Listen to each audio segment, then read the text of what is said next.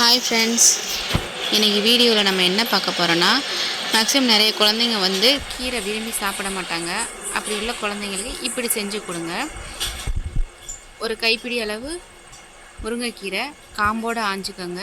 பூ இருந்தாலும் அதையும் போட்டுக்கலாம். 5 பல் பூண்டு, 5 சின்ன வெங்காயம், ஜீரகம், இது எல்லாத்தையும் என்ன செய்யணும், அம்மியில் வச்சு நல்லா நச்சுக்கணும். நச்சுட்டு அந்த நச்ச தண்ணியவும் அலசி ஒரு கிணத்துல எடுத்துக்கோங்க. ஒரு சட்டியில் எண்ணெய் ஊற்றி கடுகு போட்டு நம்ம கழுவுனோம்ல அம்மியை, அந்த தண்ணியை சட்டியில் ஊற்றி நம்மளுக்கு தேவையான அளவு இன்னும் கொஞ்சம் தண்ணி ஆட் பண்ணி கொதிக்க விட்டுருங்க.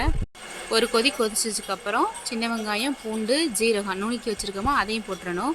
அது ஒரு கொதி கொதிச்சதுக்கப்புறம் நம்ம நச்சு வச்சுருக்க கீரையும் உள்ளே ஆட் பண்ணோம்னா நல்லா கொதிச்சு நல்லா சாறை இறங்கிடும். இந்த சாறை மட்டுமே பிள்ளைங்களுக்கு இழுத்து கொடுங்க. இந்த கீரையோட பெனிஃபிட் அப்படியே கிடைக்கும்.